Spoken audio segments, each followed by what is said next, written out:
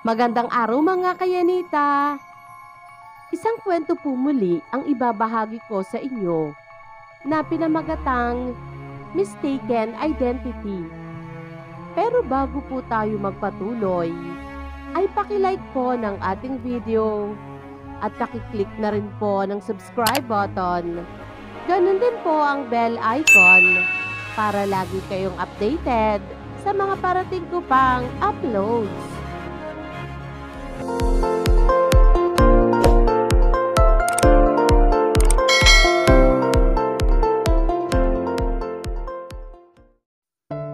Pagmamahal, salitang ating nararamdaman sa taong ating iniibig.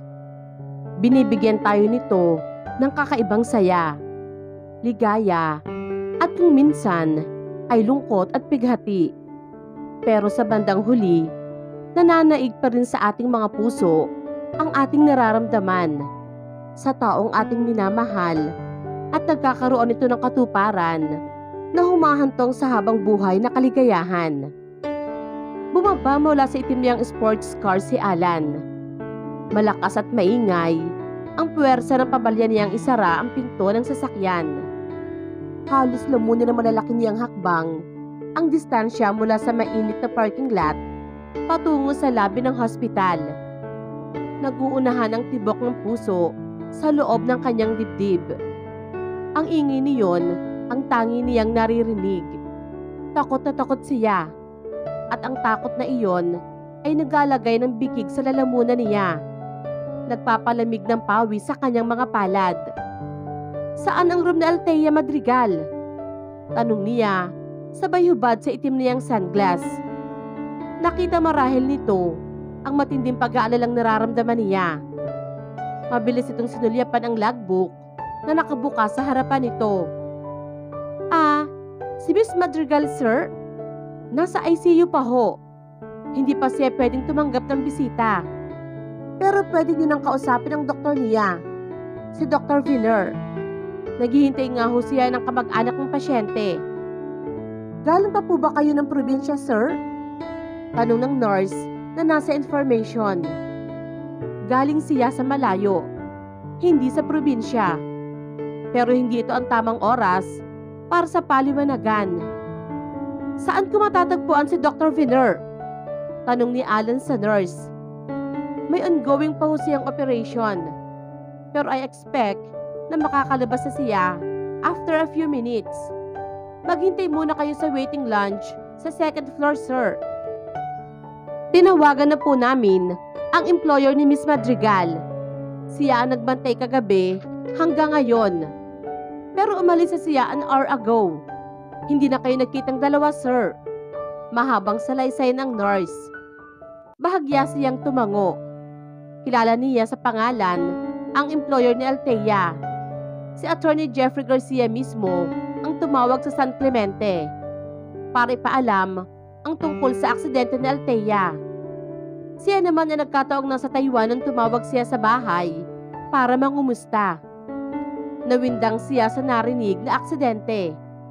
At sa isa pang masamang balita, hinabol niya ang flight pa Manila, kaya naririto siya ngayon. Napabuntong hininga siya, nahahabag, at nag-aalala kay Althea.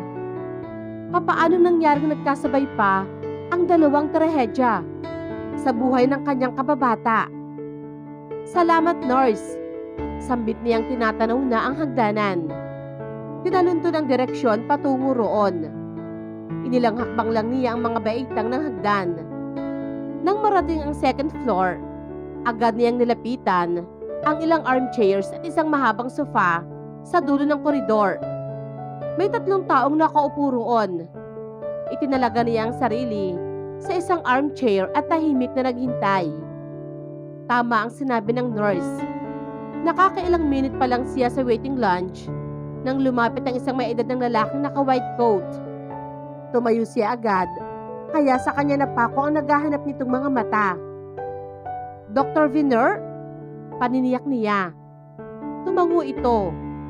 And your... Alan. Alan Ricaforte po. Kababata po ako ni Althea. Sagot niya. Rumihistro ang pagtataka sa mukha ng doktor. Wala ba siyang ibang kamag-anak? Tanong ni Dr. Viner sa kanya. Napabuntong hininga siya. Her mother, Doctor, but she passed away yesterday. There was an accident at the lake of San Clemente, ang sabi ni Alan. Napamaang ang doktor. God, alam na ba ito ng pasyente? Tanong ni Dr. Viner. Umiling siya. Hindi pa ho.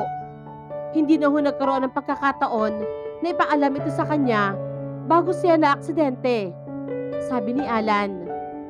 Umiling-iling ang doktor at tumango. It would be wise for us to keep this information from her for a while. She's in a very critical condition. Makakabuting itago muna sa kanya ang mga balitang makakapagpahina sa kanyang loob at makakapagpababa sa pag-asa niyang mabuhay pa.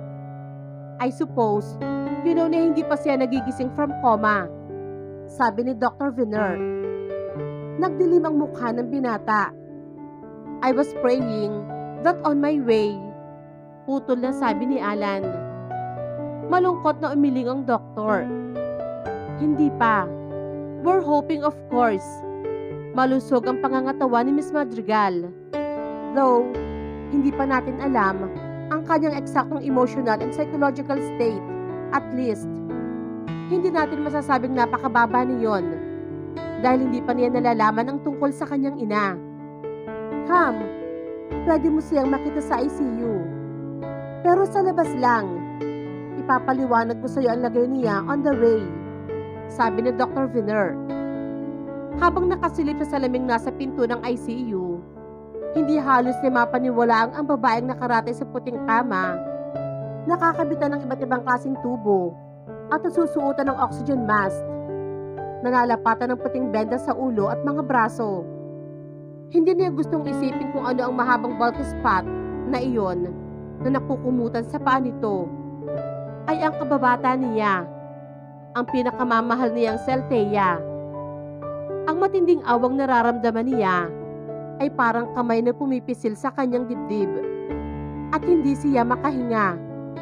Nasa dalaga ang puso niya habang pinapakinggan ang marahang pagpapaliwanag ng doktor. Naipit ang kaliwang binti niya sa aksidente. Ang kanyang mga buto sa binti, fibula and tibia, ay parehong fractured.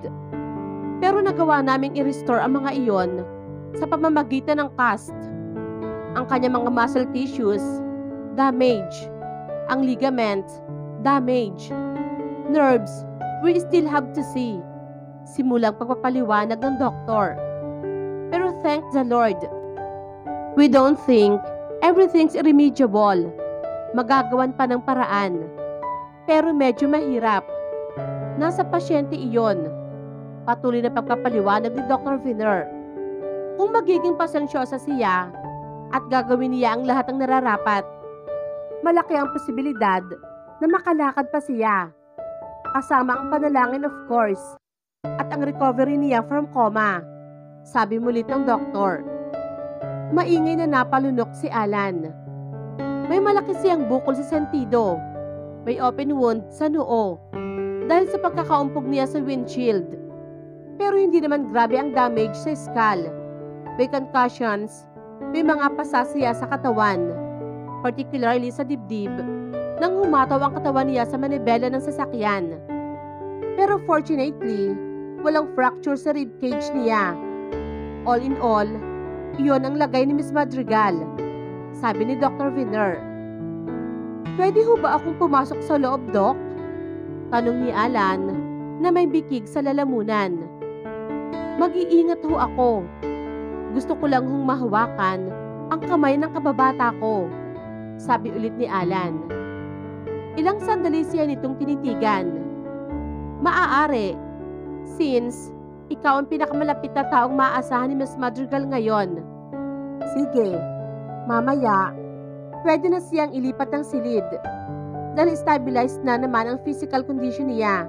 At least, the parts that matter is okay so far. Pero under extreme observation pa rin si Miss Madrigal. At ipangako mong under any circumstance, You'll not get in the way sa aming pag-attend sa pangangailangan ng pasyente. Sabi muli ni Dr. Venner. Of course, Doc, sabi ni Alan. You'll have to sign on the dotted line, Mr. Ricoforte, sabi ulit ni Dr. Venner. Masama ang tingin ipinukol niya sa doktor. Nakakainsulto sa kanya ang suhestyong makakagawa siya ng bagay na wala sa best interest ni Althea. I'm sorry, but it's not an offense, Mr. Ricoforte. It's a hospital procedure, sabi ng doktor. I'll sign on any damn paper kung iyan ho ang paraan para manatili ako sa tabi ng kaibigan ko, Doc, sabi ni Alan bago napapikit.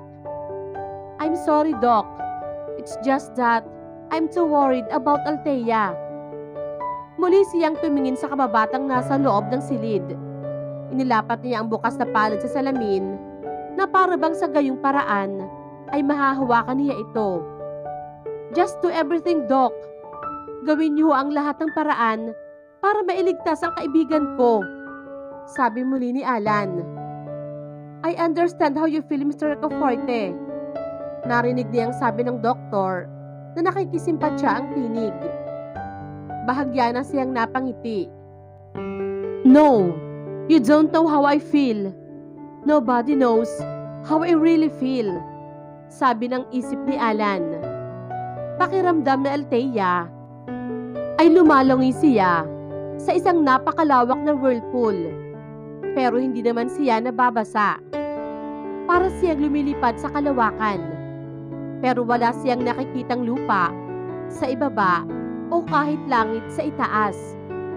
Siya ay nasa isang limbo. Walang kulay, walang ingay, walang liwanag o dilim, walang pakiramdam. Para siyang naghihintay sa kung ano. At nang hatakin siya ng kung anong iyon mula sa tahimik niyang daigdig, bahagya pa siyang nagprotesta. Dahan-dahan siyang nagmulat ng mga mata. Umuungol. Puting kisame ang una niyang nakita. Pagkatapos ay ang mukha ng lalaking humarang sa kanyang paningin. Althea? Narinig niya ang tawag ng lalaki sa kanya. Kumunot ang noo niya. Kilala niya ang boses. Pamilyar sa kanya ang nag-aalalang mukha nito. Pero hindi niya maisip kung sino ito. Masyadong masakit ang kanyang ulo. Sinubukan niyang igalaw ang kanyang katawan, pero nakaramdam siya ng matinding sakit. Muli siyang pumikit nang magsimulang umikot ang paligid niya. Pagkatapos, unti-unti siyang bumalik sa limbo. Napangiti siya, nakaramdam siya ng pasasalamat. Kung makakapagpahinga pa siya ng ilan pang sandali, mag-iiba ang kanyang nararamdaman. Nang muli siyang magising, mas mukhang tunay na ang paligid. Gabi na at bukas ang ilaw sa puting kisame. Ipinaling niya ang ulo sa unan. Sinusundan ang halimuyak na nahuli ng kanyang ilong. Nakita niya ang mapupulang bulaklak, naglalakihan, naggagandahang mga rosas. Napakarami sa isang puti at malaking vase na nakapatong sa mesitang katabi ng hinihigaan niyang kama. Agad niyang naisip ang kumpol ng mga rosas sa gitna ng arawan sa isang magandang hardin. Sa harapang bakuran ng bahay ng kambal na kababata sa San Clemente. San Clemente. Huminga siya ng malalim. Alan, Alvin, at si Inay. Naghihintay sa akin si Inay, sabi ng isip ni Althea. Kumunot ang noo niya nang muli siyang mapatingin sa puting kisame. Hindi iyon ang kanyang silid. Dahan-dahan niyang ibinaling ang tingin sa kabila. Pinagtatakhan ang bigat na nararamdaman, ang kanyang panghihina. Agad na napatuon ang tingin niya sa malago, maitim na buhok, sa ulo ng isang lalaking nakayupyop sa gilid ng kama niya. Sa kanya naramdaman ang kamay niyang nakakulong sa palad nito. Involuntaryong kumibot ang kanyang mga labi. Alvin! Mahina ang tinig niya. Paos. Nanunuyo ang kanyang lalamunan. Nauuhaw siya, labis na pagkauhaw. Para maago ang pansin ng kaibigan, bahagya niyang hinila ang kamay nitong nakahawak sa kanya. Tila ito kinuryente. Pabigla itong nag-angat ang ulo. May pagkamangha at alalang-alala ang tingin na naghanap sa mukha niya. Nagtama ang kanilang tingin at napatuwid ito ng upo. "Althea, gising ka na!" Tuwang sabi ni Alan. Napalunok si Althea. Tinangka niyang tumango, ngunit napangiwi agad sa kirot na dumaloy sa kanyang ulo. "Nauuhaw ako, Alvin," sabi ni Althea sa mahinang tinig. "I'll call a doctor," sabi ni Alan. Bago siya nakahuma ay nakalabas na ito. Mabilis din itong bumalik na sinundan ng isang nurse at isang may edad na manggagamot. Inexamine siya ng nurse. Hinanap ang kanyang vital signs at itinala.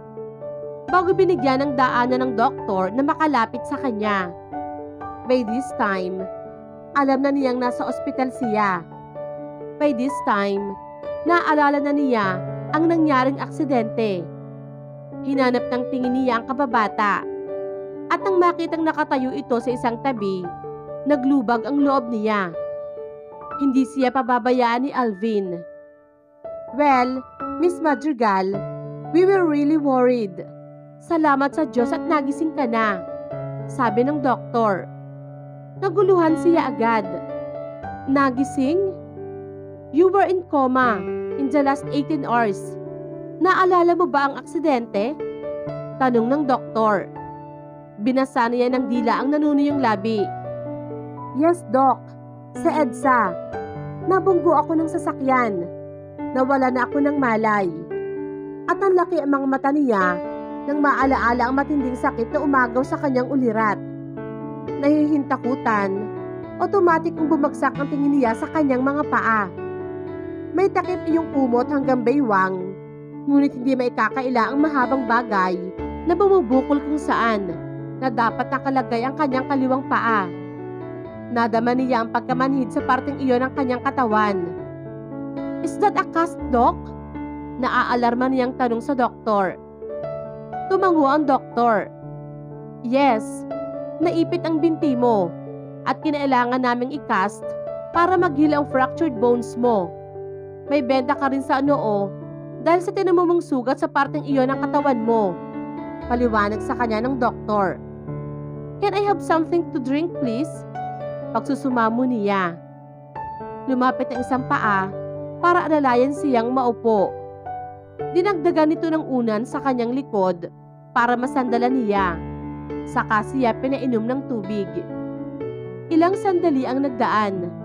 Sapat na panahon para pag-isipan ang narinig niya sa doktor. Nang lumayo ang nurse, tumingin siya sa doktor ng diretso. "Fractured bones? Makakalakad na po ba ako, Doc? I mean," putol na sabi ni Althea. "We certainly hope so. After therapy and time, malamang na makalakad ka, Miss Madrigal," sabi ng doktor. "Malamang?" Isang salita lang ang tumimo sa utak niya. "Gaano po, Doc, kalaki ang malamang?" sabi muli ni Althea. Sumulyap muna si Dr. Viner kay Alan bago sumagot. "Right now, we can't be certain kung gaano kalaki ang tsansang makalakad ka. Oobserbahan ka pa namin. It's a good sign na hindi masyadong nasira ang mga muscles mo at ligaments. Ang nerve cells mo sa paa ay nagpapakita rin ng recovery. But I'm afraid, kulang pa ang datos namin, Iha.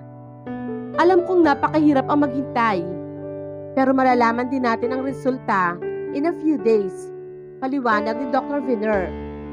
"At kung makakalakad nga ako, hanggang kailan po bago," putol muli ni Althea. "A year, maybe more," sagot ni Dr. Viner sa tanong na hindi na niya nakumpleto. "Depende sa response ng katawan mo. Malusog ka. Kung magkakaroon man ng problema iyon, ay kung panghihinaan ka ng loob, Miss Madrigal," sabi ulit ng doktor. Naalala niya ang matinding sakit. Narinig ang nakakatakot na ingay ng nabasag na salamin at pagsalpok ng metal sa metal. Ang matinding takot sa kanyang pag-iisa. Napapikit siya, nangangatal. Pakiramdam niya ay umiikot ang buong kwarto. Pakiramdam niya ay ibinabagsak siya sa malalim, madilim na balon at wala man lang siyang makapitan para makaligtas. Nang sandaling iyon, may kumapit sa kamay niya. Humawak ito ng mahigpit. May tinig na bumulong sa kanyang tenga. "I'll be there. I won't leave you. It's alright, Althea." Nagitya siya. Ang boses na iyon, boses ni Alvin. Pero may naiiba. Sa tono ba? Sa tindi ng damdamin? Sa kasiguruhang pangako? Mas malalim, mas mababa, mas... Nagmulat siya ng mga mata at napatitig sa nag-aalala pa ring mukha ng lalaki. No, nag-iilusyon lang siya, naisip na Althea. Mukha talaga ni Alvin. Bulong pa rin ang isip ni Althea. At paanong magiging ito si Alan? Gayong ang huling narinig niya ay nasa Taiwan ang loko at kasalukuyang nagsasanay sa ilalim ng kumpanyang nagmamay-ari at nagmamanufacture ng Opel. Sabi pa rin ang isip ni Althea. Napabuntong hindi na siya. Tumitig sa kababata. Hindi niya inaasahan ang nadamang tuwa nang makita ang mukha ng isang malapit na kaibigan. "Ano ang ginagawa mo rito?" tanong ni Althea. "Tumawag ang employer mo sa San Clemente kahapon. Kaya lumuwas ako," sabi ni Alan. "Si inay?" tanong ni Althea. Hindi agad nakasagot si Alan sa biglang tanong ni Althea. Paano niya sasabihin kay Althea na patay na ang ina nito at kahapon lamang iyon nangyari? Ano ang gagawin ni Alan sa tanong ni Althea sa kanya? Malaman kaya ni Althea ang masamang nangyari sa kanyang inay? Dito na po nagtatapos ang part 1 ng ating kwento. Maraming salamat po and ingat po tayong lahat.